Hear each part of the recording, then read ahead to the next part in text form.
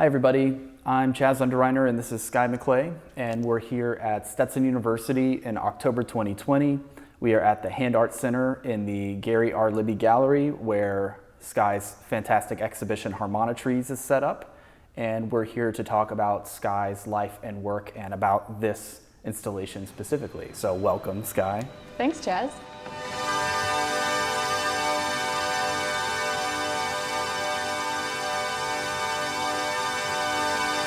Sky, first of all, can you just tell me a little bit about you and about your creative work?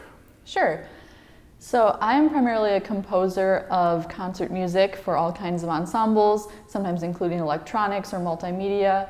I also play oboe in a lot of contemporary music ensembles, and I do installation work. And my installation work so far has all been inflatable, kinetic, harmonica playing, sculpture-based pieces. So this Just very specific. Yeah. Yes, I've found my niche in visual arts so far.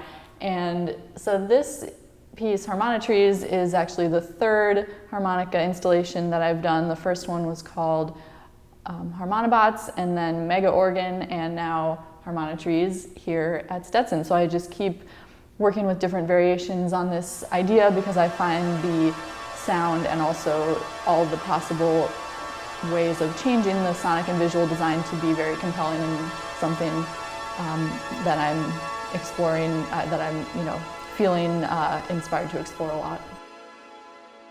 So how does your installation work and the harmonicas relate to your music composition and your performance, so the other parts of your artistic life? Mm-hmm.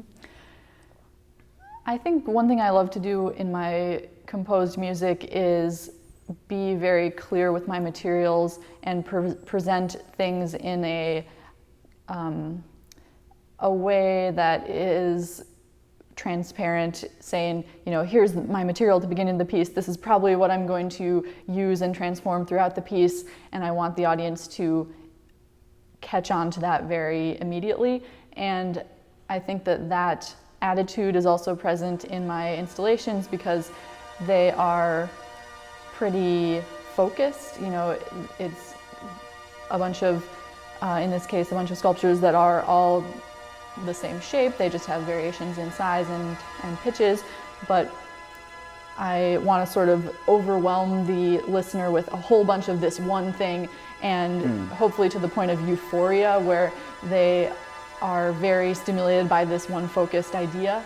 And I think that is something I definitely do in both my concert music and my installation work. That's absolutely true. Yes, sort of like fixation. Mm-hmm. Yeah, and your installations are a really great example of that fixation-ness, and even the way you made them takes kind of like a very deliberate fixatedness. Can you talk a little bit about the construction of these objects? Sure.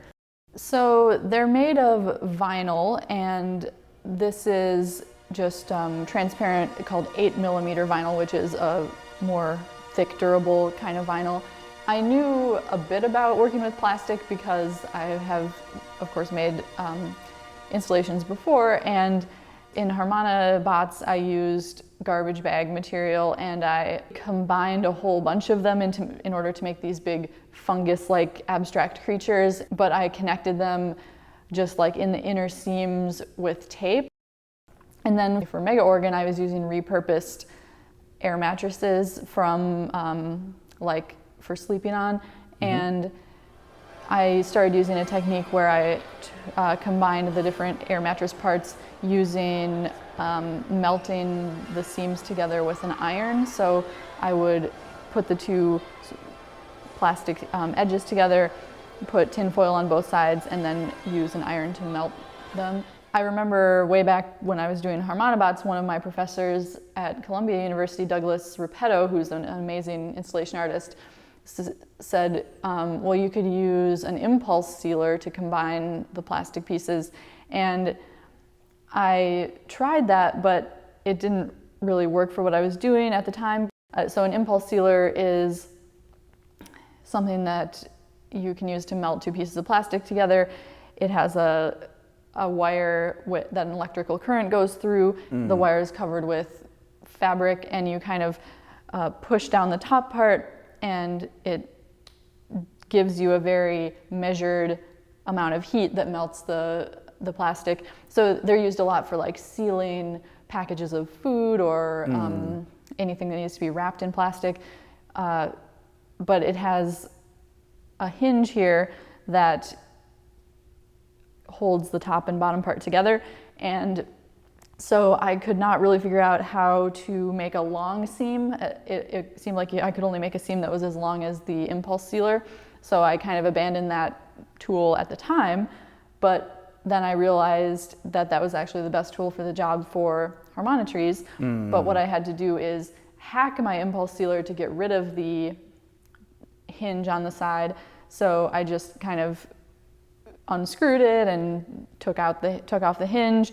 So now I had two separate parts, and I had to just be more careful when I was putting the top and bottom together to make the seam. So my point is, I figured out a way to use the impulse sealer on seams as long as I wanted. And so, yeah, so the process was like, first of all, a lot of planning, a lot of measuring and thinking about these 3D shapes and how big I wanted them all to be.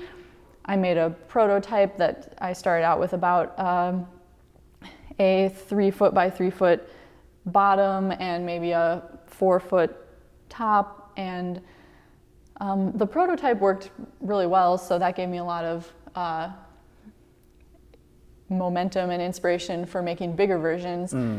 And so yeah, you just measure and cut out all the shapes, then insert the harmonicas in there are like a little bit deconstructed. The outer case is taken off, and some of the reeds are taken out. And so yeah, I like cut a little hole in the vinyl, very strategically cram the harmonica in there in a nice, secure way, hold it in with zip ties, reinforce it with wires, and then use the impulse sealer to combine them in sort of like sewing into this 3D shape, and then like turn it all inside out so the seams are on the inside, and that's most of the process. Yeah, and if you actually look at the trees, like we're here amongst the trees, you can see the seals that run in very beautiful long seams across the entire tree. Should we check out one of the trees just so we can look at the long seams and everything? Of course. So the tree I'm going to turn on right now is an A tree, meaning all the harmonicas are A major, and it's one of the biggest ones. And I especially like this one because I feel like you hear a lot of variety in the pitches that sort of pop out at different moments. Yeah, so I'll just turn it on.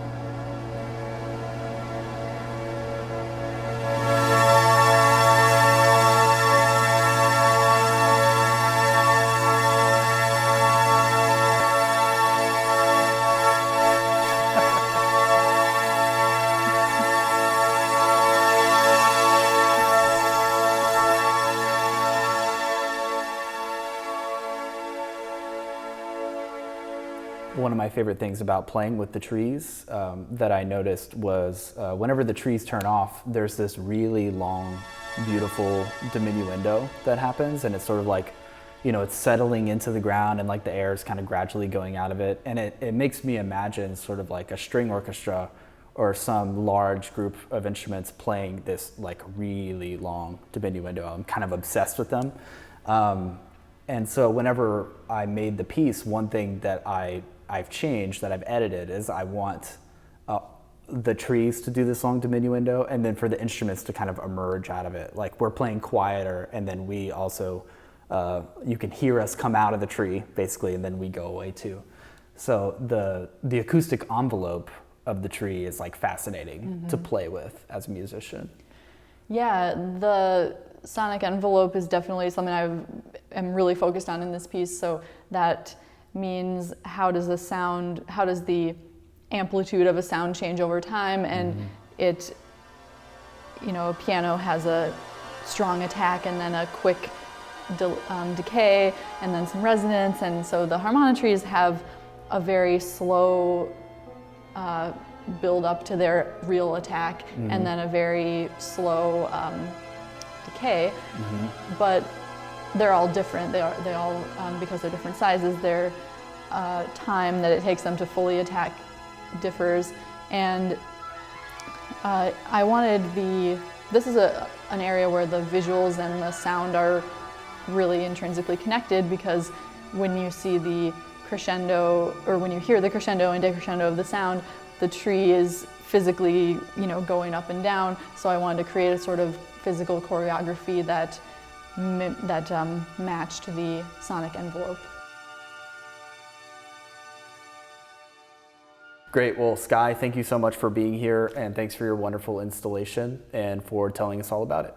Thank you, Chaz, and huge thanks to the Hand Art Center and Stetson University, because I've just had an amazing residency here, and I really appreciate all the students who've engaged with my work and who have helped me with various elements of the residency. So you all are awesome.